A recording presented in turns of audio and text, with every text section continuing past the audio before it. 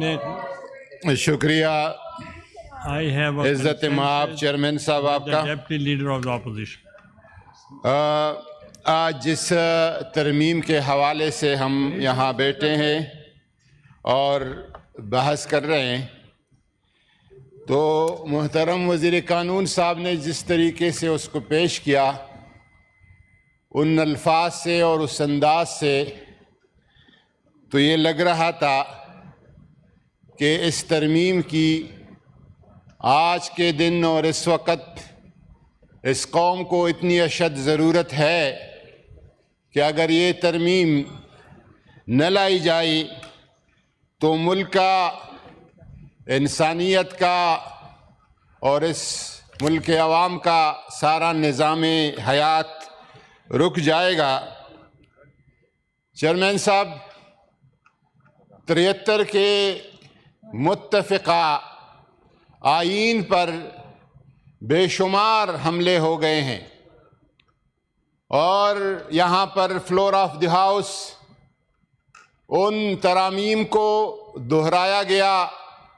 جب 73 کے متفقہ آئین کو اور جس آئین کو شہید ذوالفقار علی بھٹو اور اس وقت کی جوائنٹ اپوزیشن علامہ شاہ احمد نورانی صاحب، مفتی محمود صاحب، پروفیسر غفور احمد صاحب، خان عبدالولی خان صاحب اور محب وطن رہنماؤں کی ایک بڑی لمبی فہرست سے اللہ تعالیٰ ان کے درجات بلند فرمائے، جن کی کوششوں سے کاوشوں سے 73 کا آئین معرض وجود میں آیا. اس کے بعد بے شمار حملے ہو گئے. چیئرمین صاحب آپ پرائم منسٹر تھے، آپ کی نگرانی میں آپ کی فیسیلیٹیشن سے یہاں پر دونوں ہاؤسز میں 12 مہینے کی انتک کوشش اور محنت کے بعد 18ویں ترمیم کا مسودہ پیش آیا، جس نے ان سارے لوگوں کو، ابھی اسحاق ڈار صاحب ادھر موجود تھے، رضا ربانی صاحب اس وقت یہاں موجود نہیں ہے، ان ساری لوگوں کے کوششوں کاوشوں کو میں خراج تحسین پیش کرتا ہوں. لیکن جو موجودہ ترامیم کے شکل میں اور جس طرح لا منسٹر نے اصلاح احوال کا نام دے کر جس طریقے سے 73 کے آئین پر، آئین پاکستان پر جتنے حملے ہو گئے ہیں، یہ حملہ ان سب حملوں میں سے خطرناک اور بدترین حملہ ہے. میں گزارش کروں گا کہ نظریہ ضرورت، ہمارا خیال تھا کہ مرحوم مغفور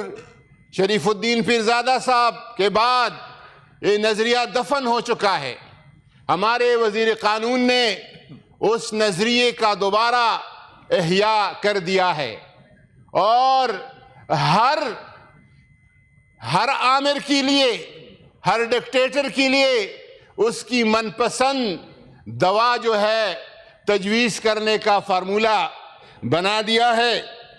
میں گزارش کروں گا کہ اکثریت کے بل بوتے پر آپ اس بل کو پاس کریں گے. آپ نے پاس کرنا ہے، یا کل کرنا ہے یا پرسوں کرنا ہے، لیکن ایک ملک کے آئین میں ایک بہت بڑے ڈینٹ ڈالنے کے لیے اور اس طرح کی جس طرح آئین کا تمام خد و خال اور حلیہ بگڑ جائے، اس کے لیے ایک سر حاصل گفتگو اور بحث کی ضرورت ہے، افہام و تفہیم کی ضرورت ہے، معاشرے کے تمام طبقوں کو ساتھ لینے کی ضرورت ہے، جو یہاں پر مسلسل مفقود نظر آتی ہے. اور آپ اکثریت کے ساتھ کریں گے، لیکن کون سی اکثریت؟ جھوٹا مینڈیٹ، بوگس اکثریت، جعلی حکومت. اور سب کو پتا ہے، بقول اچکزئی صاحب کے میری نانی کو بھی پتا ہے، سب کو پتا ہے کہ بابا آدم علیہ السلام اور حوا بی بی کے زمانے سے آج کے دن تک اتنا بڑا فراڈ اور دوک اور داندلی نہیں ہوئی جو 8 فروری 2024 کو ہو گئی ہے۔ اس اکثریت کے ساتھ، اس جعلی اکثریت کے ساتھ آپ اتنے بڑے فیصلے کرنے جا رہے ہیں۔ جمہوریت کے، ریاست کے جو پلرز ہیں، ایک پلر مقننہ، دوسرے پلر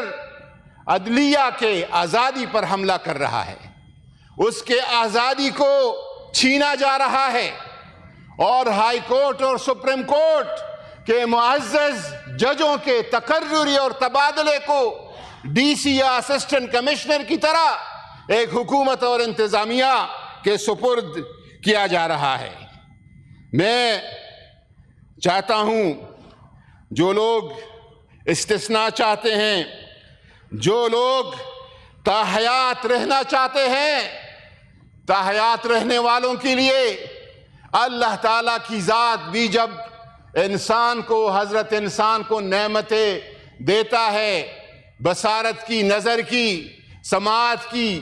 کانوں کی، پاؤں کی طاقت کی، ہاتھوں کی طاقت کی، وقت گزرنے کے ساتھ ساتھ وہ نعمتیں ایک ایک کر کے واپس لیتا ہے۔ اور آپ ایسا ایک قانون جس سے اس عہدے کے ساتھ چمٹنے کا ایک تصور ہے، یہ تصور آپ کے اس حال کے دیوار پر العزیز الجبار المتکبر سورہ حشر کی آخری آیات میں اللہ تعالیٰ کے اسماء عزیز اور جبار اور متکبر وہ ذات ہے۔ وہ جب لیتا ہے کس طرح لیتا ہے،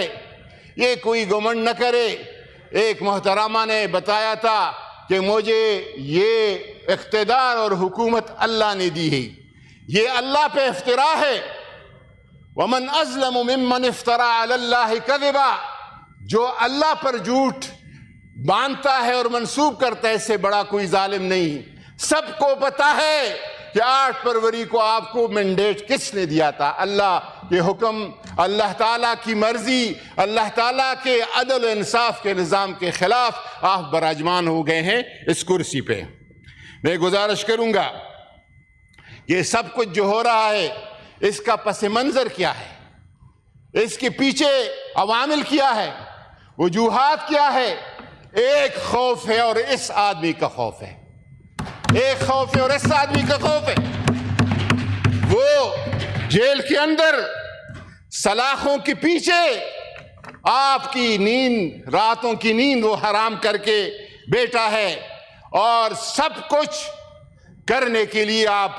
تیار ہو گئے ہیں۔ میں گزارش کروں گا کہ اس ترمیم کے آڑ میں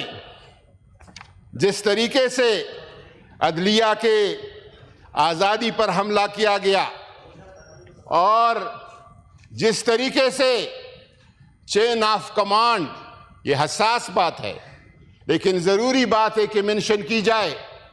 وہ یہ کہ وہ روٹیشن کا جو ایک chairman chief of joints committee کا ایک کردار تھا، اس کو ایک فرد واحد کو خوش کرنے کے لیے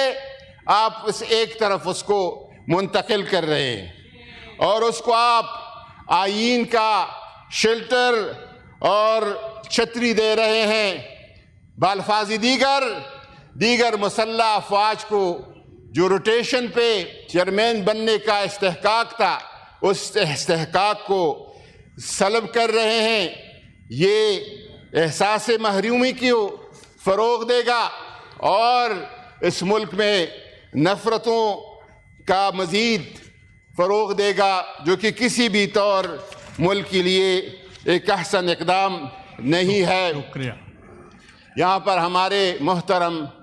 جن کی تقریر کو میں بہت غور سے سنتا ہوں، پرویز رشید صاحب سلجھی ہوئی الفاظ کے ساتھ سلجھی ہوئی گفتگو کرتے ہیں۔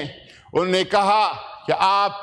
بات شروع کرتے ہیں تو ایک شخص کی رہائی پہ اور گرفتاری پہ کرتے ہیں۔ ہاں، ہم کرتے ہیں اور کرتے رہیں گے۔ پاکستان کی عزت اور رسوائی اس شخص کی رہائی اور گرفتاری کے ساتھ ہے۔ آپ نے صرف ایک بندے کو گرفتار نہیں کیا ہے، آج اس ترمیم کے ساتھ آئین پاکستان کو گرفتار کر رہے ہیں، آزاد عدلیہ کو آپ گرفتار کر رہے ہیں۔ میں معذرت کے ساتھ آج علامہ محمد اقبال کی روح کے ساتھ، معذرت کے ساتھ، شاعر مشرق، فلسفی، صوفی، سیاستدان، پاکستان کے خواب دیکھنے والے متحرک کردار علامہ محمد اقبال کا آج یوم پیدائش ہے۔ اس یوم پیدائش پہ ہم اقبال کے خواب والے پاکستان کے ساتھ کیا کرنے جا رہے ہیں، اس لیے ہم معذرت کرتے ہیں۔ اقبال کی روح سے ہم شرمندہ ہے، اقبال کی روح کے سامنے، جس نے تو یہ کہا تھا کہ جس قید سے دہقان کو میسر نہیں روزی، اس قید کے ہر خوشے گندم کو جلا دو، کیوں خالق و مخلوق میں حائل رہ پردے، پیران کلیسا کو کلیسا سے اٹھا دو، میں ناخوش بیزار ہوں مر مر کے سلوں سے، میرے لیے مٹی کا حرم اور بنا دو۔ سلطانی جمہور کا آتا ہے انشاءاللہ 804 تسبیح والا آئے گا، سلطانی جمہور